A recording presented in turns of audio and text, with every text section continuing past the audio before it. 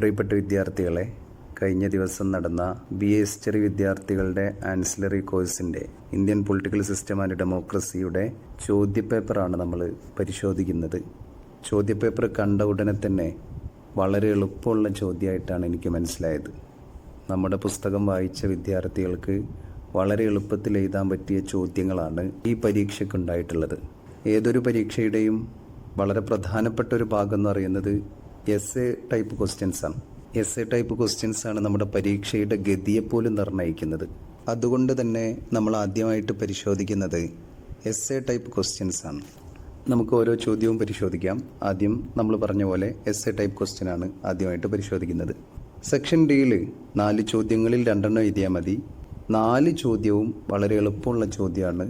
2 എഴുതിയാൽ മതിയെങ്കിലും 4 ചോദ്യവും എളുപ്പമുള്ള ചോദ്യമാണ്.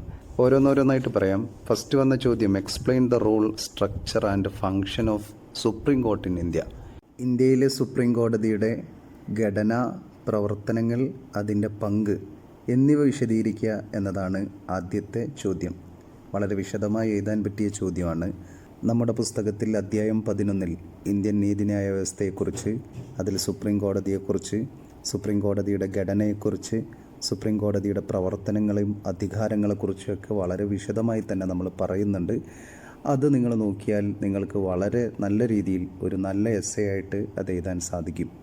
രണ്ടാമത്തെ ചോദ്യം എന്ന് പറയുന്നത്, explain DPSP and its significance. Explain directive principle of state policy and its significance. രാഷ്ട്രനയത്തിൻ്റെ നിർദ്ദേശക തത്വങ്ങളും അതിൻ്റെ DPSPയും അതിൻ്റെ പ്രാധാന്യവും വിശദീകരിക്കുക എന്നതാണ് മറ്റൊരു ചോദ്യം. അതും നമുക്ക് നമ്മുടെ പുസ്തകത്തിൽ 7ാമത്തെ അധ്യായത്തിൽ DPSPയെക്കുറിച്ച് വളരെ വിശദമായി തന്നെ പറയുന്നുണ്ട്. എന്താണ് DPSP എന്നും എന്താണ് DPSPയെ കൊണ്ട് ഉദ്ദേശിക്കുന്നത് എന്ന് വളരെ വിശദമായിട്ട് തന്നെ, വളരെ കൃത്യമായിട്ട് തന്നെ പുസ്തകത്തിൽ പറയുന്നുണ്ട്. നിങ്ങൾ ആ ഭാഗം എടുത്ത് നോക്കിയാൽ നിങ്ങൾക്ക് മനസ്സിലാവുന്നതാണ്. മറ്റൊരു ചോദ്യം, features of party system in India and recent trends in Indian party system.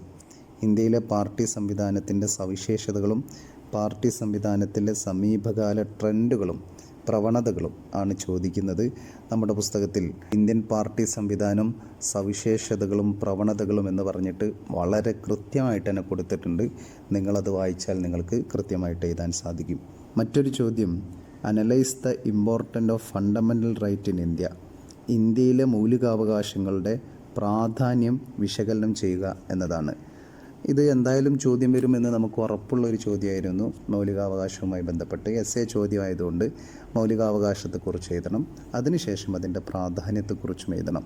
അത് നമ്മുടെ പുസ്തകത്തിൽ വളരെ കൃത്യമായിട്ട് അധ്യായം 5 മൗലികാവകാശത്തെക്കുറിച്ച് വളരെ വിശദമായിട്ട് തന്നെ പറയുന്നുണ്ട്. ആ ഭാഗം നിങ്ങൾ നോക്കിയിട്ടുണ്ടെങ്കിൽ നിങ്ങൾക്കത് കൃത്യമായിട്ട് എഴുതാൻ സാധിക്കും. ഇനി നമ്മൾ നോക്കുന്നത് സെക്ഷൻ സി ആണ്. സെക്ഷൻ സിയിൽ 10 ചോദ്യങ്ങളുണ്ട്. 10 ചോദ്യത്തിൽ 5 ചോദ്യോത്തരം എഴുതിയാൽ മതി. ഓരോ ചോദ്യത്തിനും 4 മാർക്കാണ്. അതിലൊരു ചോദ്യം വരുന്നത്, law making process in Indian parliament. Indian പാർലമെൻറ്റിലെ നിയമനിർമ്മാണ നടപടിക്രമങ്ങളെക്കുറിച്ച് എഴുതാനാണ്. ഇന്ത്യൻ പാർലമെൻറ്റിൽ വളരെ കൃത്യമായിട്ടുള്ള നടപടിക്രമങ്ങളുണ്ട് ഒരു നിയമം നിർമ്മിക്കുന്നതിന്. അത് ആ ഭാഗം നിങ്ങൾ നോക്കിയാൽ നിങ്ങൾക്ക് വളരെ കൃത്യമായിട്ട് എഴുതാൻ സാധിക്കും. അതാണ് അവിടെ ഉദ്ദേശിക്കുന്നത്. എങ്ങനെയാണ് ഇന്ത്യൻ പാർലമെൻറ്റിൽ നിയമം നിർമ്മിക്കുന്നത്, അതിൻ്റെ ഘട്ടങ്ങൾ എന്താണ് എന്നാണ് ചോദ്യം. അടുത്ത ചോദ്യം, why India is known as multi cultural country. എന്തുകൊണ്ടാണ് ഇന്ത്യയെ മൾട്ടി കൾച്ചറൽ രാജ്യം എന്നറിയപ്പെടുന്നത് എന്നതാണ് ചോദ്യം. നമുക്കറിയാം ഇന്ത്യൻ സാഹചര്യത്തിൽ മൾട്ടി കൾച്ചറലിസത്തിൻ്റെ പ്രാധാന്യം നമുക്കറിയാം. വൈവിധ്യമാർന്ന ഭാഷകൾ, വൈവിധ്യമാർന്ന മതങ്ങൾ, സംസ്കാരങ്ങൾ, ഇതിൻ്റെയൊക്കെ ഒരു നാടാണ് ഇന്ത്യ. അതുമായി ബന്ധപ്പെട്ട കാര്യങ്ങളെക്കുറിച്ചാണ് ഈ ചോദ്യം ഉദ്ദേശിക്കുന്നത്. അടുത്ത ചോദ്യം, structure and function of Indian parliament. Indian പാർലമെൻറ്റിൻ്റെ ഘടനയും പ്രവർത്തനങ്ങളും വിശദീകരിക്കാനാണ്. ഇന്ത്യൻ പാർലമെൻറ്റിൻ്റെ ഘടനയും പ്രവർത്തനങ്ങളും എന്ന് പറയുന്ന അധ്യായം 9 വളരെ കൃത്യമായിട്ട് അതിൻ്റെ ഘടന പറയുന്നുണ്ട്. ലോക്സഭയും രാജ്യസഭയും അടങ്ങുന്ന അതിൻ്റെ ഘടന, അതിൻ്റെ ഫങ്ഷൻ, പാർലമെൻറ്റിൻ്റെ ഫങ്ഷൻ. നമ്മുടെ പുസ്തകത്തിൽ രാജ്യസഭയുടെയും ലോക്സഭയുടെയും ഫങ്ഷൻ സെപ്പറേറ്റ് ആയിട്ടാണ് കൊടുത്തിട്ടുള്ളത്. പാർലമെൻറ്റിൻ്റെ മൊത്തത്തിലുള്ള ഫങ്ഷൻ ചോദിക്കുകയാണെങ്കിൽ അത് രണ്ടും കൂടി ഒന്നാക്കിയിട്ട് എഴുതിയാൽ മതി. അടുത്ത ചോദ്യം, ഹൈക്കോർട്ട് ആൻഡ് ഇറ്റ്സ് ഫങ്ഷൻ. ഹൈക്കോടതിയും അതിൻ്റെ പ്രവർത്തനങ്ങളും. ഹൈക്കോടതിയെക്കുറിച്ച് നമ്മൾ കൃത്യമായിട്ട് പുസ്തകത്തിൽ പറയുന്നുണ്ട്. ഹൈക്കോടതിയുടെ പ്രവർത്തനങ്ങളും അതിൻ്റെ അധികാരങ്ങളെക്കുറിച്ചും പറയുന്നുണ്ട്. അത് എഴുതാനാണ് ആ ചോദ്യത്തിലുള്ളത്. മറ്റൊരു ചോദ്യം, comment on unitary features of Indian federation. Indian ഫെഡറേഷൻ്റെ യൂണിറ്ററി സവിശേഷതകളെക്കുറിച്ച് കമൻ്റ് ചെയ്യാനാണ്. ഇന്ത്യൻ ഭരണഘടന വിഭാവനം ചെയ്യുന്ന ഇന്ത്യൻ ഫെഡറേഷൻ്റെ യൂണിറ്ററി സവിശേഷതകൾ വളരെ കൃത്യമായിട്ട് നമ്മുടെ പുസ്തകത്തിൽ വിശദീകരിക്കുന്നുണ്ട്. ഒരുപാട് യൂണിറ്ററി സവിശേഷതകൾ ഓരോന്നോരോന്നായിട്ട് പറയുന്നുണ്ട്. ആ ഭാഗം നിങ്ങൾ നോക്കി വെച്ചാൽ മതി. അതാണ് ആ ചോദ്യം ഉദ്ദേശിക്കുന്നത്. അടുത്ത ചോദ്യം, write a note on India's role in international peace. അന്താരാഷ്ട്ര സമാധാനത്തിൽ ഇന്ത്യയുടെ പങ്കിനെ കുറിച്ചൊരു കുറിപ്പ് എഴുതാനാണ്. അധ്യായം 23 അന്താരാഷ്ട്ര സമാധാനം നിലനിർത്തുന്നതിൽ ഇന്ത്യയുടെ ശ്രമങ്ങൾ എന്ന് പറയുന്ന ഒരു അധ്യായം തന്നെയുണ്ട്. അതുമായി ബന്ധപ്പെട്ട കാര്യങ്ങളാണ് ഈ ചോദ്യത്തിൽ ഉദ്ദേശിക്കുന്നത്. മറ്റൊരു ചോദ്യം, what is coalition politics and how its work in India. എന്താണ് സഖ്യരാഷ്ട്രീയം, എന്താണ് മുന്നണി രാഷ്ട്രീയം, അതെങ്ങനെയാണ് ഇന്ത്യൻ രാഷ്ട്രീയത്തിൽ പ്രവർത്തിക്കുന്നത് എന്നതിനെക്കുറിച്ചാണ്. സഖ്യരാഷ്ട്രീയത്തെക്കുറിച്ച് അധ്യായം 16 വളരെ വിശദമായിട്ട് തന്നെ പറയുന്നുണ്ട്. അതെങ്ങനെയാണ് ഇന്ത്യയിൽ പ്രവർത്തിക്കുന്നത് എന്നതുമായി ബന്ധപ്പെട്ട കാര്യങ്ങളും ആ അധ്യായത്തിൽ പറയുന്നുണ്ട്. മറ്റൊരു ചോദ്യം, write a note on human right violation in India. ഇന്ത്യയിലെ മനുഷ്യാവകാശ ലംഘനങ്ങളെക്കുറിച്ചൊരു കുറിപ്പ് എഴുതാനാണ്. ഇന്ത്യയിലെ മനുഷ്യാവകാശ ലംഘനങ്ങളെക്കുറിച്ച് നിങ്ങൾ മനസ്സിലാക്കേണ്ടതുണ്ട്. അത് ഇന്ത്യയിലെ ദളിതർ, ഇന്ത്യയിലെ ന്യൂനപക്ഷങ്ങൾ, ഇന്ത്യയിലെ സ്ത്രീകൾ, അവരൊക്കെ നേരിടുന്ന വലിയ മനുഷ്യാവകാശ ലംഘനങ്ങളുണ്ട്. അതിനെക്കുറിച്ച് എഴുതാനാണ് ആ ചോദ്യത്തിൽ പറയുന്നത്. മറ്റൊരു ചോദ്യം, explain Montagu Chelmsford reform act in 1990. 1919 government of India ആക്ടിനെ കുറിച്ചാണ്. അതിൻ്റെ മറ്റൊരു പേരാണ് മൊണ്ടേലു ചേംസ്ഫോർഡ് ആക്ട് എന്ന് പറയുന്നത്. അത് എഴുതാനാണ്, അതിനെ എക്സ്പ്ലെയിൻ ചെയ്യാനാണ് 39ാമത്തെ ചോദ്യമായിട്ട് വരുന്നത്. മറ്റൊരു ചോദ്യം, 40ാമത്തെ ചോദ്യമായിട്ട് വരുന്നത്, what are the role of pressure group in Indian democracy. Indian ജനാധിപത്യത്തിൽ സമ്മർദ്ദ ഗ്രൂപ്പുകളുടെ പങ്ക് എന്താണെന്നാണ്. അത് അധ്യായം 14 ഇൻട്രസ്റ്റ് ഗ്രൂപ്പും പ്രഷർ ഗ്രൂപ്പും എങ്ങനെയാണ് രാഷ്ട്രീയത്തിൽ ഇടപെടുന്നത് എന്ന് പറയുന്നുണ്ട്. ആ ഭാഗത്ത് അത് കൃത്യമായിട്ട് പറയുന്നുണ്ട്. ഇനി സെക്ഷൻ ബി ആണ് നമ്മൾ നോക്കുന്നത്. സെക്ഷൻ ബിയിൽ 15 ചോദ്യമുണ്ട്. അതിൽ 10 ചോദ്യത്തിന് ഉത്തരം എഴുതിയാൽ മതി. ഓരോ ചോദ്യത്തിന് 2 മാർക്കാണ്. അതിൽ ആദ്യത്തെ ചോദ്യമായിട്ടുള്ളത്, write the composition of the constituent assembly. ഭരണഘടനാ നിർമ്മാണ സഭയുടെ ഘടനയെക്കുറിച്ച് എഴുതാനാണ്. അത് 1ാമത്തെ അധ്യായത്തിൽ തന്നെ ഭരണഘടനാ നിർമ്മാണ സഭയുടെ ഘടനയെക്കുറിച്ച് വളരെ കൃത്യമായിട്ട് പറയുന്നുണ്ട്. അതിൽ എത്ര അംഗങ്ങളുണ്ടെന്നും അതിൽ എത്ര അംഗങ്ങളാണ് ബ്രിട്ടീഷ് ഇന്ത്യയിൽ നിന്നുള്ളതെന്നും എത്ര അംഗങ്ങളാണ് പ്രിൻസിലി സ്റ്റേറ്റ് നാട്ടുരാജ്യങ്ങളിൽ നിന്നുള്ളതെന്നും ഒക്കെ നമ്മൾ വിശദമായിട്ട് പറയുന്നുണ്ട്. ആ ഭാഗത്ത് ആ കാര്യങ്ങളൊക്കെ പറയുന്നുണ്ട്. മറ്റൊരു ചോദ്യം, what you mean by secularism in India. ഇന്ത്യയിലെ സെക്കുലാരിസത്തെക്കുറിച്ച്, മതനിരപേക്ഷതയെക്കുറിച്ച് എഴുതാൻ വേണ്ടിയാണ് അടുത്ത ചോദ്യമുള്ളത്. ഇന്ത്യയിലെ സെക്കുലാരിസം, മതനിരപേക്ഷത എന്ന് പറയുന്ന കാഴ്ചപ്പാടിനെക്കുറിച്ച് വളരെ കൃത്യമായിട്ട് ഇന്ത്യയുടെ ആമുഖത്തിൽ തന്നെ പറയുന്നുണ്ട്. അത് എഴുതാനാണ് ആ ചോദ്യമുള്ളത്. മറ്റൊരു ചോദ്യം, doctor BR Ambedkar view on Indian democracy. Indian ജനാധിപത്യത്തെക്കുറിച്ച് ഡോക്ടർ BR അംബേദ്കറിൻ്റെ കാഴ്ചപ്പാടിനെക്കുറിച്ച് എഴുതാനാണ് അടുത്ത ചോദ്യത്തിലുള്ളത്. അത് ഇന്ത്യയിലെ ജനാധിപത്യത്തെക്കുറിച്ച്, ഇന്ത്യൻ ഭരണഘടനയുടെ ആമുഖത്തിൽ പറയുന്ന ജനാധിപത്യ ആശയത്തെക്കുറിച്ചൊക്കെ അദ്ദേഹത്തിൻ്റെ കാഴ്ചപ്പാടിൽ നിന്നുള്ളതാണ്. സാമൂഹികവും സാമ്പത്തികവും രാഷ്ട്രീയവുമായ ജനാധിപത്യത്തെ ഉൾക്കൊള്ളുന്ന വളരെ വിശാലമായ അർത്ഥത്തിലുള്ള ഡെമോക്രാറ്റിക് കാഴ്ചപ്പാടാണ് ഇന്ത്യയെക്കുറിച്ച് BR അംബേദ്കറിനുള്ളത്. അതുതന്നെയാണ് നമ്മുടെ ആമുഖത്തിൽ, ഭരണഘടനയുടെ ആമുഖത്തിൽ അത് പ്രതിപാദിപ്പിക്കാൻ ശ്രമിച്ചതും. അടുത്ത ചോദ്യം, what are the various source of Indian constitution. Indian ഭരണഘടനയുടെ വിവിധ ഉറവിടങ്ങൾ ഏതൊക്കെയാണ് എന്നാണ്. നമ്മൾ വിവിധ രാജ്യങ്ങളിൽ നിന്ന് ചില കാഴ്ചപ്പാടുകൾ നമ്മൾ ഉറവിടമായിട്ട് എടുക്കുകയുണ്ടായിട്ടുണ്ട്. നമ്മുടെ ഭരണഘടനയുടെ ആമുഖം, അതുപോലെ മൗലികാവകാശങ്ങൾ, ഇത്തരം കാര്യങ്ങൾ, ജുഡീഷ്യൽ റിവ്യൂ, ഇങ്ങനെയുള്ള കാര്യങ്ങളൊക്കെ അമേരിക്കൻ ഭരണഘടനയിൽ നിന്നാണ് നമ്മൾ എടുക്കുന്നത്. അത് കണ്ടിട്ടാണ് നമ്മൾ ഇവിടെ ഫോളോ ചെയ്യുന്നത്. പിന്നെ അതേപോലെ പാർലമെൻ്ററി ഫോം ഓഫ് ഗവൺമെൻറ്, അതുപോലെ single citizenship, rule of law, റിട്ടുകൾ, അതേപോലെ സ്പീക്കറിൻ്റെ പദവി, അങ്ങനെ തുടങ്ങിയിട്ടുള്ള ലോക്സഭാ സ്പീക്കറിൻ്റെ പദവി, അങ്ങനെ തുടങ്ങിയിട്ടുള്ള ചില കാഴ്ചപ്പാടൊക്കെ നമ്മൾ അമേരിക്കൻ ഭരണഘടനയിൽ നിന്നാണ് എടുക്കുന്നത്. അതുപോലെ ക്വാസി ഫെഡറൽ സിസ്റ്റം, ഇന്ത്യയിലെ ഫെഡറൽ സംവിധാനമായ ക്വാസി ഫെഡറൽ സിസ്റ്റം, അതുപോലെ റെസിഡറി പവർ, അങ്ങനെയുള്ള കാര്യങ്ങളൊക്കെ നമ്മൾ കനേഡിയൻ കോൺസ്റ്റിറ്റ്യൂഷനിൽ നിന്നാണ് എടുക്കുന്നത്. അതുപോലെ DPSP, അതുപോലെ രാജ്യസഭയിലേക്ക് നമ്മൾ നോമിനേഷൻ ചെയ്യുന്നത്, അതൊക്കെ ഐറിഷ് ഭരണഘടനയിൽ നിന്നാണ് എടുക്കുന്നത്. ഇതാണ് സോഴ്സ് ഓഫ് ഇന്ത്യൻ കോൺസ്റ്റിറ്റ്യൂഷൻ എന്ന് പറയുന്നത്. മറ്റൊരു ചോദ്യം, write a note on judicial activism. Judicial ആക്ടിവിസത്തെക്കുറിച്ചൊരു കുറിപ്പ് എഴുതാനാണ്. ജുഡീഷ്യൽ ആക്ടിവിസത്തെക്കുറിച്ച് വളരെ വിശദമായി തന്നെ നമ്മളെ പുസ്തകത്തിലുണ്ട്. 21ാമത്തെ ചോദ്യം, what are judicial functions of Indian parliament. Indian പാർലമെൻറ്റിൻ്റെ ജുഡീഷ്യൽ പ്രവർത്തനങ്ങൾ എന്തൊക്കെയെന്നാണ്. ഇന്ത്യൻ പാർലമെൻറ്റിൽ ലോക്സഭയുടെയും രാജ്യസഭയുടെയും ജുഡീഷ്യൽ ഫങ്ഷൻസ് ഉണ്ട്. അത് എഴുതിയാൽ മതി.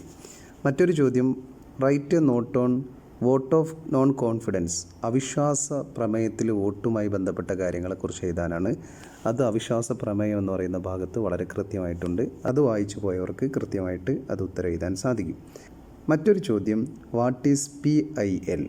പബ്ലിക് ഇൻട്രസ്റ്റ് ലിറ്റിഗേഷൻ, പൊതു താൽപ്പര്യ വ്യവഹാരം, പൊതു താൽപ്പര്യ ഹർജി. അതുമായി ബന്ധപ്പെട്ടാണ്. അതും നമ്മുടെ പുസ്തകത്തിൽ വളരെ കൃത്യമായിട്ട് പൊതു താൽപ്പര്യ വ്യവഹാരത്തെക്കുറിച്ച് പറയുന്നുണ്ട്. മറ്റൊന്ന്, why judiciary in India is consider as a independent judiciary? എന്തുകൊണ്ടാണ് ഇന്ത്യയിലെ ജുഡീഷ്യറിയെ സ്വതന്ത്ര ജുഡീഷ്യറിയായി കണക്കാക്കുന്നത് എന്നാണ് നമ്മുടെ പുസ്തകത്തിൽ. ഇന്ത്യൻ ജുഡീഷ്യറിയുടെ സ്വാതന്ത്ര്യം എന്ന് പറയുന്ന ഭാഗത്ത് വളരെ കൃത്യമായിട്ട് ആ കാര്യങ്ങൾ പറയുന്നുണ്ട്. എന്തുകൊണ്ടാണ് ഇന്ത്യയിലെ ജുഡീഷ്യറിയെ സ്വതന്ത്ര ജുഡീഷ്യറിയായിട്ട് കണക്കാക്കുന്നത് എന്നതിനെക്കുറിച്ച് കൃത്യമായിട്ട് പറയുന്നുണ്ട്. മറ്റൊരു ചോദ്യം, വാട്ട് ഈസ് ബൈക്യാമറലിസം? എന്താണ് ബൈക്യാമറലിസം എന്നാണ്. ഒരു നിയമനിർമ്മാണ സഭയിൽ 2 സഭയായിട്ടുണ്ടെങ്കിൽ അതിനെയാണ് ബൈക്യാമറലിസം. ദ്വിമണ്ഡല സഭകൾ എന്ന് പറയുന്നത് ഇന്ത്യൻ പാർലമെൻറ്റ് ദ്വിമണ്ഡല സഭയാണ്. ഒന്ന് ലോക്സഭയും ഒന്ന് രാജ്യസഭയും.